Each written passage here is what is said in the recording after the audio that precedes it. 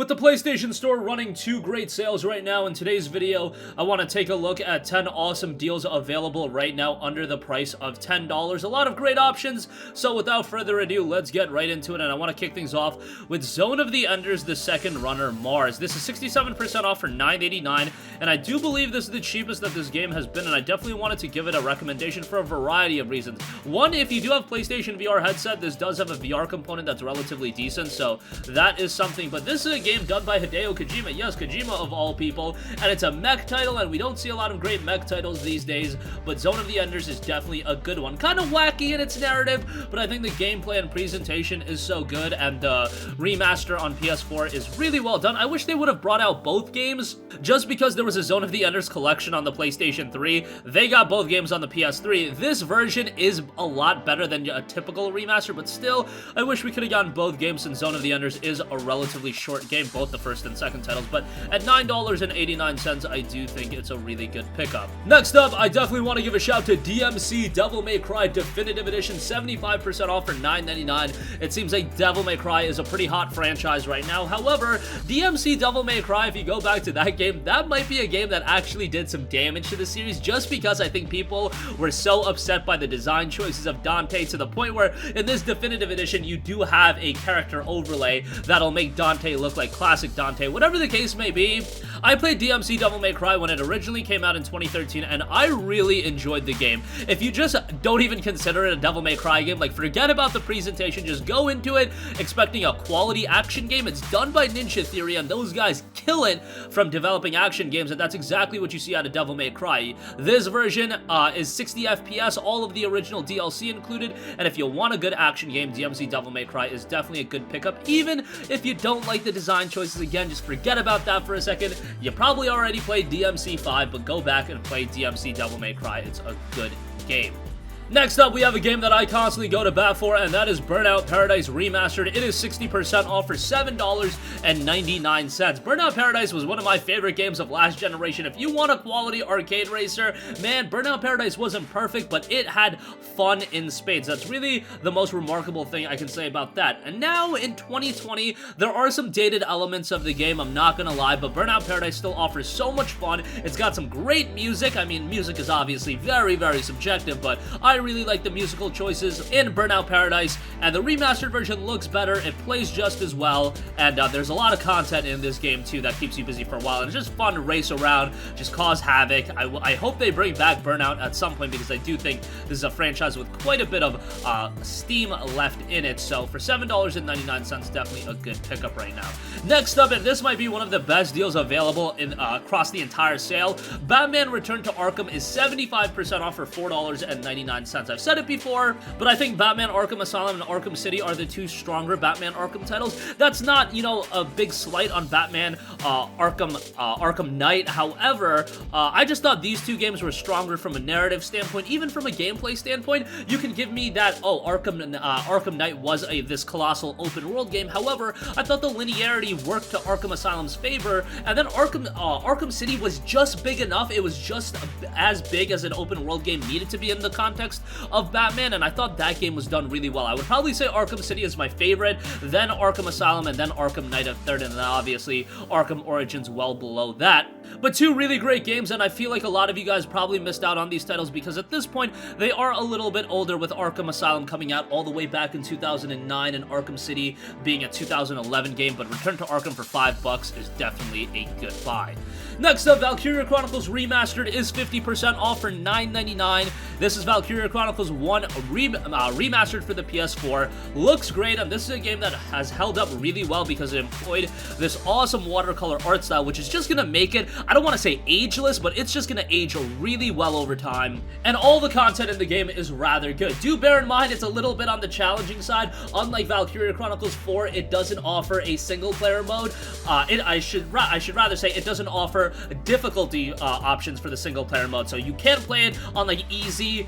there's not an easy or hard option. In Valkyria Chronicles 4, that is the case, and the easy mode is relatively straightforward. In Valkyria Chronicles Remastered, you just got one straight difficulty, and it gets challenging at times, and some of you guys might rage quit. However, there are a lot of guides online, so it's not that big of a deal. The narrative is really strong here, the cutscenes are great, voice acting is awesome, and a lot of content in this one as well, told in a really great way through a storybook. So definitely dug this one. $9.99 is a great buy, and this is one of those games that I think is going to be rather good if you are a newcomer to JRPGs. I think from that standpoint, it does work rather well. Alright, next up, Resident Evil 4 is 60% off for $7.99. One of the most iconic survival horror games of all time, and Resident Evil 4 was the game that took Resident Evil to more of an action-oriented approach, but I thought it worked really well, and Resident Evil 4 is a game that I would love to see get the RE2 treatment. I know it still holds up decently from a visual standpoint, but there are some dated elements to the game, but at just $7.99, I think it's an awesome pickup right now. So definitely do give it a buy.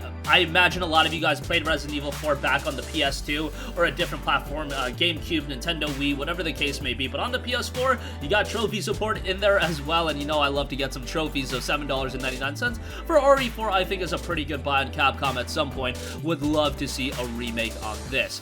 Next up, we have Tomb Raider, the Definitive Edition. It is 85% off for just $4.49. Tomb Raider, since 2013, I think has been fantastic. I love this game, loved Rise of the Tomb Raider. Shadow of the Tomb Raider, I liked, didn't love, but Tomb Raider 2013 was awesome.